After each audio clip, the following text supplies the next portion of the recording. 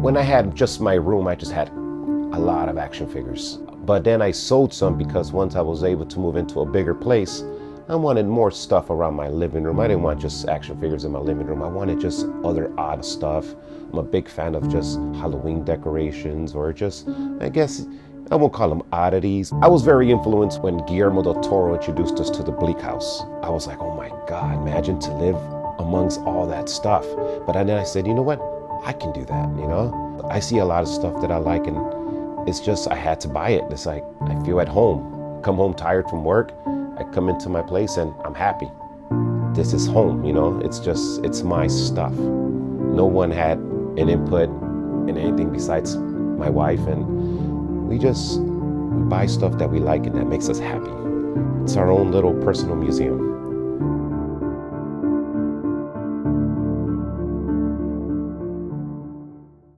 My name is Saul, but on Instagram I'm known as Saul Horrortado, and I'm a collector of stuff.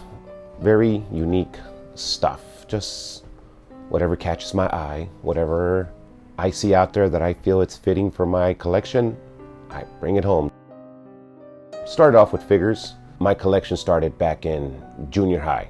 I started with comic cards, comic books, and that's when I got introduced to Spawn and Todd McFarlane, and I noticed he started releasing figures and I was hooked. So I sold a lot of stuff, tried to get some money, saved my lunch money, bought some movie maniacs. That's where it all started. I mean, I was hooked from then. I couldn't stop collecting, and I built my own shelves in my old room. I was displaying them, buying them by the series, and I would work, and if I had 30 bucks left from my check, I was excited because, hey, let's go get an action figure, you know? And I used to rent movies, and I had certain monsters that I was always obsessed with. Jason Voorhees, Freddy Krueger, and Todd McFarlane brought that to life. I still have some of the original ones that he released in September of 1999. My 18-inch Michael Myers. I still have my original 18-inch Leatherface 20 years later. I mean, NECA released some stuff, and I got NECA. I got Sideshow figures. Big on Universal Monster. I mean, I'm huge on it. What fascinates me about horror is the creativity. I mean, the monsters, the makeup, the masks, the fear. Like Chucky, for example, a killing doll. I mean, that's awesome. I mean, why wouldn't you want that? You got the Puppet Master, and then the six shooter. I could just imagine them sitting back there and writing this stuff and just having a good time. It's like a 6-armed cowboy shooting at you. Why not? That's great. Gremlins. You have a spider gremlin. They're terrorizing your town. That's awesome. Wouldn't I like to be a part of that? My favorite horror film. You can't not talk about Halloween. Obviously, Michael Myers, the guy's possessed with pure evil. It's just great. Besides that, Return of the Living Dead. I mean, that was just one of those tapes that always stood out at the video store because of the art. And it's like, of course, my parents would be like, no, we're not getting that. But then when I was able to rent on my own, oh man, I'll go back and rent that. The Creepshow series, Chief Woodenhead, comes to life, Revenge, love it. One of my favorite shows has always been Tales from the Crypt, just great. I mean, the Crypt Keeper, I mean, come on. He's talking to you. I mean, obviously, as a kid, I really didn't do much Saturday nights, but I definitely tuned in to watch Tales from the Crypt. We were once introduced to a bar called Trader Sam's. We loved the vibe, so we were like, you know, how cool would it be to have our own tiki bar? So we did. We found a place where we can make our own tiki bar, and we did all the decorating ourselves. We collect mugs. We've been collecting mugs for as long as we can drink, I think. But then we did more than mugs. I like stuff like Indiana Jones, and you see all the stuff in the background, and it's like, oh, you want some of it. Antique chairs and old TV and antique radios. I'm like, oh man, this will look great in the bar. And it's like, if Indiana Jones had a bar, this would be it. This would be his own personal bar, because he just had a lot of cool stuff.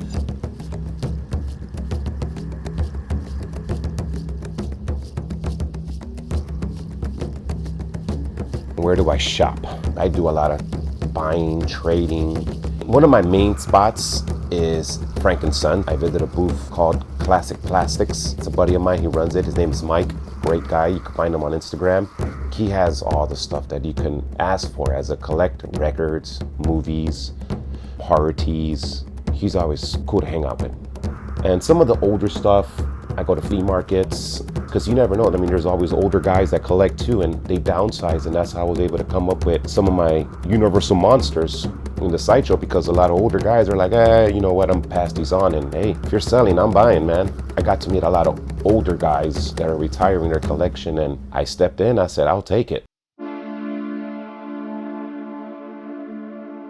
When I acquire a new piece, I'm happy, especially if it's something that's very limited. I'm like my American Werewolf in London in my living room. I mean, I had to have it out there. The wolf, I missed out on the bloody version, but I was able to get the one I have now, and I heard there was only 300 pieces.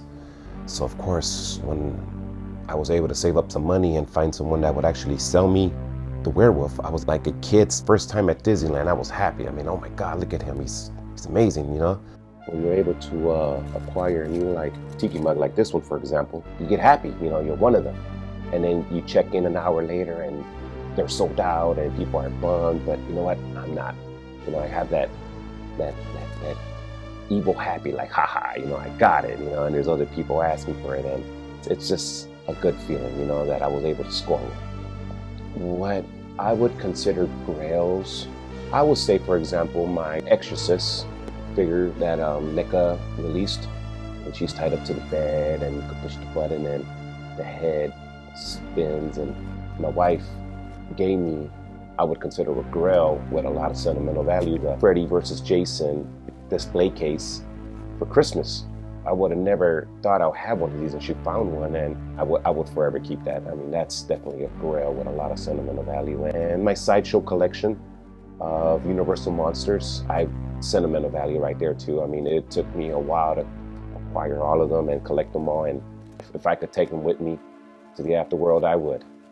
Where do I house my collection? It's just all around me. As you can see, I have what you would consider a man cave. It's more than just this. Now I have it in my living room. I even have figures in my bathroom. Everywhere I go, I have to see something. Like when I'm brushing my teeth, I have a Creature of the Black Lagoon frame, and it's just, the movie goes through my head. I'm always somewhere else besides where I'm supposed to be.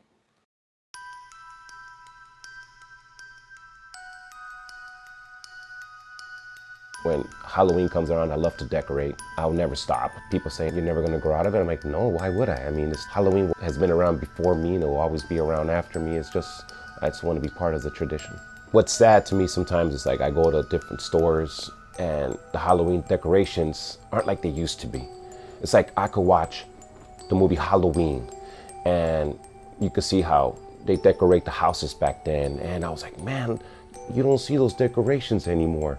So instead of being bummed, I was just going to flea markets and yard sales and started buying them and collecting them, and there's nothing like them. I mean, they're called blow molds. Funny name, but that's just the key word.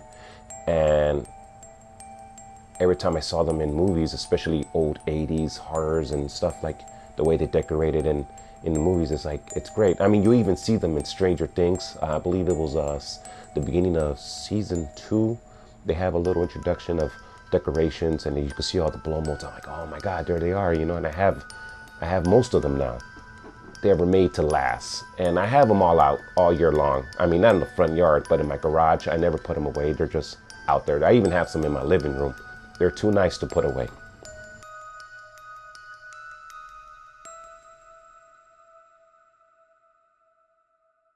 My friends, they understand me because they're collectors too. My wife, I won't say she's a collector, but she understands. She knows her movies. She knows what I'm talking about. But when I come home with a piece like, oh, look, I found this 7-foot knight, you know, and she's like, 7-foot knight? Yeah, you know, like you see in the Monsters or in the Addams Family. I mean, why wouldn't you want a knight? So there I am. We'll watch Creepshow. Oh my God, look, Chief Woodenhead. How cool would it be to own your own, you know, card? Native American. I mean, why not? I come home with one and she's like, are you serious? Yeah.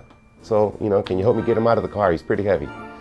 But once it's inside and it's organized, then that's when it looks nice, you know. It's not just like packed away or in the way. It's where you put it to and how you decorate it. That's what really makes it look more appealing. Family and friends, what do they think about it? Well, they think it looks like a museum. I have a religious aunt, so she'll like come over and she's just like, oh, what is this? Hey, I mean, oh my God, how do you sleep at night? I'm like anybody else, I mean, you're not scared that they might do this or do that? No. I mean, obviously you, but, like, me, no, I'm fine. I sleep well, and then I have my father-in-law come over. Oh, this place looks like a museum. What is all this? Like, it's just stuff that we like. But you know what? They're entertained. And cool, I'm good with that. I'm happy. It's something to talk about. There's always something to talk about in here. And sometimes they see something that they saw in the movie, and that's how we start conversations. On my wish list, there's a few items, but I'm talking about expensive items. Like, I could be watching MTV Cribs, and I saw this episode one time when they were doing Rob Zombie's house, and he was talking about how he owns the original polar bear from the Addams Family. And when he was standing next to it, it was so huge. It was standing, and it looked like it was growling. And it's just like, why wouldn't you want that? I want one. So yeah, I would say that's on my wish list, like a replica of that. And they recently released another replica of the American Werewolf in London. I mean, the guy is 7 feet long, and it's like, why wouldn't I want that?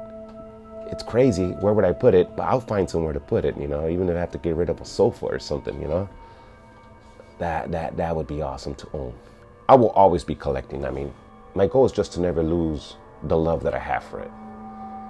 Because, it's been 20 years since I've been collecting, and I love it. I mean, I graduated high school and got my first job in 1999, and now we're in 2019, and I can go right now to the store, and if I see something that I don't have and I bring it home, I'm happy. And I want to continue being happy, and I know I am, because this is just what I love. And my only issue right now is my fear of running out of space. But hey, if I have an opportunity to move to somewhere bigger and I can afford it, I'm going to do it. I'll be like, you know what? We're moving. I found more space. That's just, I guess you could say, my goal is to never run out of space. At my age now, the person that influenced me, I want to say Guillermo del Toro.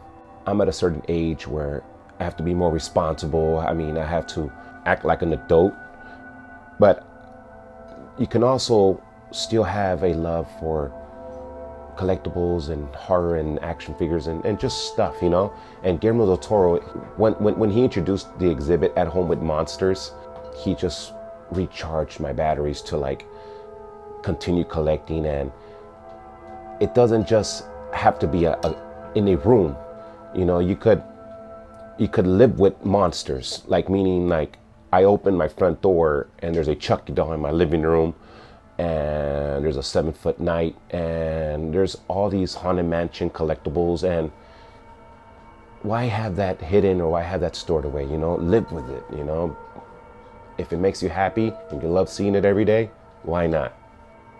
Besides my collection, I have a cat.